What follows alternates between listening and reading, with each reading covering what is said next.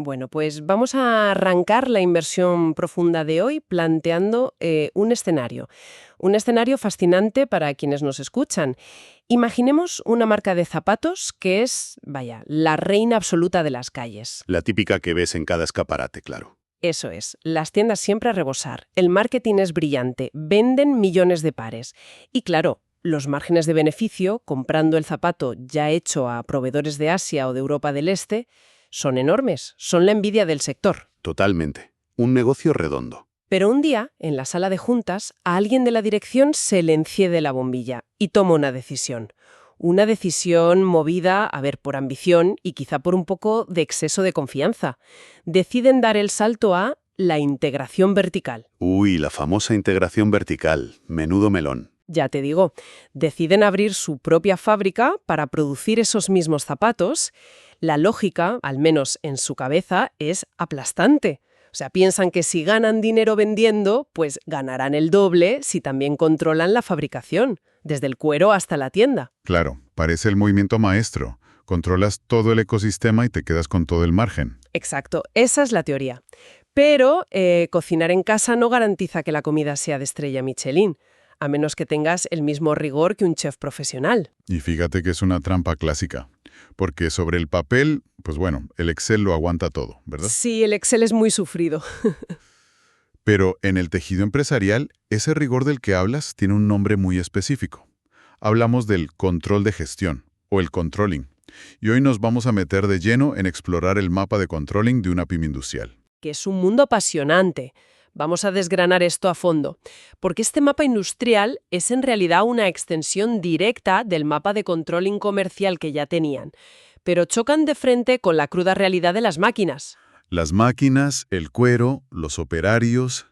Y lo fascinante aquí, la clave de bóveda de este análisis a fondo, es entender que el negocio fabril que acaban de crear nace con un solo cliente. Un único cliente en todo el mundo. Que además son ellos mismos. Exacto. Ese cliente es el brazo comercial de su propia empresa. Y aquí entra la regla de oro, esa que tantas directivas ignoran a su propio riesgo. Cuenta. Pues que la fábrica interna tiene la obligación de ser igual de competitiva en tres cosas: coste, calidad y oportunidad frente a cualquier proveedor externo. O sea que no hay trato de favor por ser de la misma familia. Ni de broma. Si la fábrica interna es más cara, o tiene peores acabados, o entrega los zapatos tarde, el lado comercial puede rechazar el producto y, de hecho, por el bien de la empresa, debe rechazarlo. Madre mía.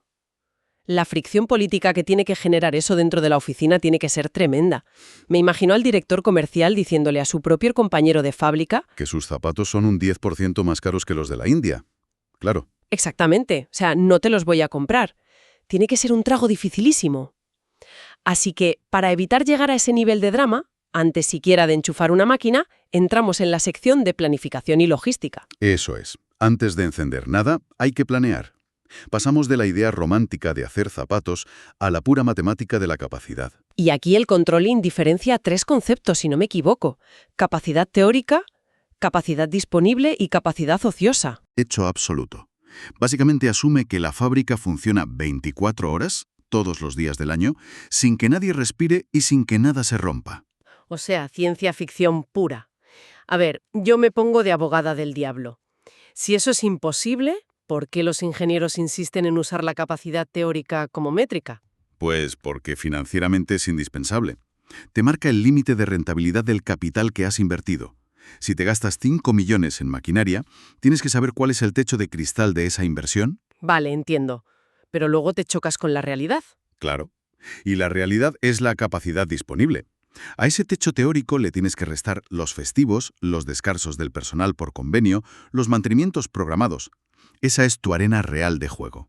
Y supongo que el tercer concepto, la capacidad ociosa, es el que da más dolores de cabeza a los directivos. El que más. La capacidad ociosa es ese hueco doloroso entre lo que podrías fabricar y lo que terminas fabricando realmente. Por ejemplo, si tengo mi nave alquilada, las máquinas listas, pero mi fábrica está parada un 20% del tiempo, ese es mi dinero evaporándose en el aire. Literalmente evaporándose. Estás generando un coste fijo altísimo que le vas a tener que cargar a los pocos zapatos que sí logras hacer. tu coste unitario se dispara. Y ahí ya empiezas a ser más caro que el proveedor externo. Exacto. Así que para que las máquinas no se paren por falta de material, pasamos a la logística de producción. Hay que asegurar que los materiales fluyan. Y para eso se usa la clasificación ABC en compras y consumos, ¿verdad? Sí, es aplicar la ley de Pareto, el 80-20 al almacén. Los artículos A, por ejemplo, serían el cuero premium. Son el 20% de tus artículos, pero suponen el 80% del dinero invertido, O sea, que los vigilas al milímetro. con lupa. Mientras que los artículos C, pues unos cordones o unos ojales, valen céntimos y no te pones a contarlos uno por uno. Todo esto es para garantizar la cobertura, saber cuántos días de producción tienes asegurados. Porque si hay una rotura de stock, si falta un hilo específico para las suelas, aunque tengas toneladas de cuero y a toda la plantilla lista, el plan se derrumba. Se derrumba por completo. Toda tu capacidad disponible pasa a ser capacidad ociosa. Pagas sueldos para que miren una máquina apagada. Y peor aún, fallas en el pilar de la oportunidad. Claro, el tiempo de entrega. Eso es. El comercial se queda con el escaparate vacío en plena campaña. Y ahí es cuando vuelve a llamar a su proveedor en Asia. ¡Qué desastre! Bueno, pero vamos a asumir que hemos hecho los deberes. Tenemos el plan, el cuero, el hilo, encendemos las máquinas. Aquí entramos en la productividad operativa y el mantenimiento. Aquí la teoría se convierte en fuego real. Hay que auditar la productividad. ¿Cuántas horas gasta un operario? ¿Cuántas horas gasta la maquinaria? Y las máquinas, por muy buenas que sean, necesitan mantenimiento. Hay una diferencia gigante entre una parada programada para engrasar y una parada no programada, ¿no? Abismal. Una parada no programada es una máquina que revienta un martes sin previo aviso. Es una hemorragia financiera. Se mide el tiempo medio de parada y el coste de reparación. Y aquí es donde se pone realmente interesante, porque esto enlaza con la teoría de restricciones, o el TOC, lo de identificar el cuello de botella. Exactamente. El cuello de botella dictamina el throughput, o sea, el rendimiento global del sistema. Para visualizarlo bien, un cuello de botella es como un peaje de autopista inmenso con una sola barrera abierta, ¿no? No importa si los coches iban a 120 por hora, todos se van a atascar ahí. El ejemplo es perfecto. Si tienes una máquina termomoldeadora de suelas que solo saca 200 pares por hora, ese es el límite de toda tu fábrica, aunque los de costura saquen 1000. Y si encima tenemos una parada no programada en esa máquina exacta. Si conectamos esto con la perspectiva general, una avería ahí destruye el throughput de toda la planta. Una hora perdida en el cuello de botella es una hora de facturación perdida que jamás vas a recuperar. Buf, es que es el seguro de vida de la fábrica. Así es. Si falla, el cliente comercial se queda sin inventario. Pues me pongo otra vez de abogada del diablo, fíjate. A ver, si consigo que esa máquina de suelas vaya a tope sin parar, estoy generando muchísimo volumen. Vale, sí, el volumen sube. Pues matemáticamente no me compensa tener algún zapato defectuoso si saco tanto volumen que diluyo los costes fijos. ¿Por qué esa obsesión con no desperdiciar nada? Ah, claro, es que es un error en el que caen muchos.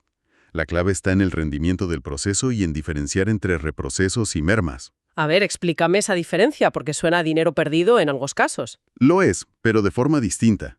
Imagina que haces 1000 zapatos pero 100 salen con la suela mal pegada. Eso es un reproceso.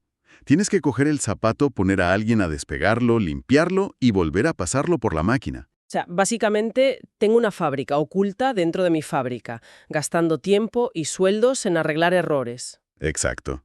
Es el doble de coste laboral. Y luego están las mermas. Imagina que otros 50 zapatos salen con el cuero rajado o la suela quemada. Esos van a la basura directamente. Eso es una merma. Has pagado el cuero carísimo, la luz, el sueldo, el desgaste de las máquinas previas, y lo tiras a la basura. Es un cadáver financiero. Y claro, el negocio comercial te los rechaza en la cara por mala calidad. Aquí no hay excusas. Ninguna. Tu coste de no conformidades se dispara y dejas de ser competitivo. Y esto me lleva a pensar, los errores no ocurren por arte de magia. Al final, ¿qué papel juega la gente en esto? Los recursos humanos tienen que ser vitales en una planta industrial. Son el corazón de la calidad. El control de gestión industrial mide dos cosas muy de cerca: el absentismo y la rotación. Tiene sentido. Si siempre estás cambiando de personal, siempre tienes a novatos. Eso es.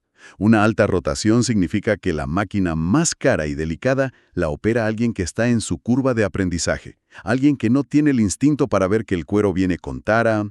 Alguien que no tiene el instinto para ver que el cuero viene con tara. Y el resultado es que se disparan las mermas y cae la calidad. El proveedor asiático les gana por goleada en consistencia. Les pasa por encima. Mandan lotes perfectos mientras tu fábrica interna se ahoga en reprocesos. Vale, pues todo este caos de mermas, cuellos de botella y roturas de stock, desemboca en un solo sitio: la hora de la verdad financiera. El juez supremo. El coste industrial y sus desviaciones. Porque cuando la fábrica ya está en marcha, hay que mirar el coste unitario real frente al presupuestado, por orden de compra o por lote. Exacto. Tú en tu Excel inicial dijiste que fabricar la bota internamente iba a costar 20 euros. Pero claro, sumas la capacidad ociosa, los fallos, las máquinas paradas, el cuero tirado a la basura. Y resulta que el coste unitario real es de 27 euros. Y recordemos que el proveedor externo te cobraba 22. En ese momento, tu experimento fabril ha fracasado en coste. Eres ineficiente. Y supongo que lo mismo pasa con el lead time, ¿no? Tal cual. El lead time es cuánto tardas desde que cortas la primera pieza hasta que la metes en la caja. Si presupuestaste 3 días y tardas 8, fracasas en oportunidad. Qué duro. Y para terminar de entender esta radiografía, hay un concepto que me encanta, el WIP, el Work in Progress. Estamos hablando de saldo WIP. Sí, el saldo de obra en curso. Para que lo visualicemos, esto es básicamente una nave industrial llena de zapatos a los que les falta un solo cordón. Es una analogía perfecta. Tienes estanterías llenas de zapatos casi terminados. Has pagado los materiales, los sueldos, la luz. Todo ese dinero ha salido de tu caja. Pero como le falta el cordón, es dinero atrapado en el limbo. No puedo vendérselo al cliente interno ni me lo va a pagar. Exacto. Un buen WIP descontrolado es un parásito financiero. Te asfixia la tesorería. Parece que la fábrica produce mucho, pero en realidad te estás quedando sin liquidez para pagar las nóminas del mes siguiente. Madre mía, menuda radiografía hemos hecho.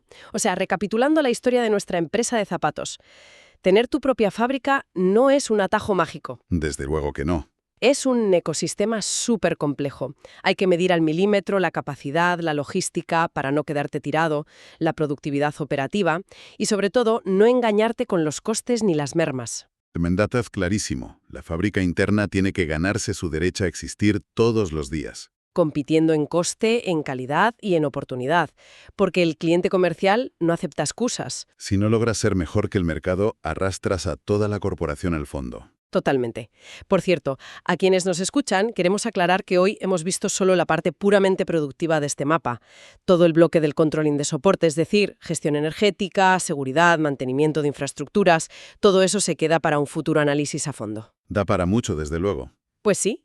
Y para cerrar hoy, te dejo los honores. ¿Con qué idea provocadora nos despedimos? Pues mira, me gustaría dejar una reflexión para que nuestra audiencia la mastique con calma.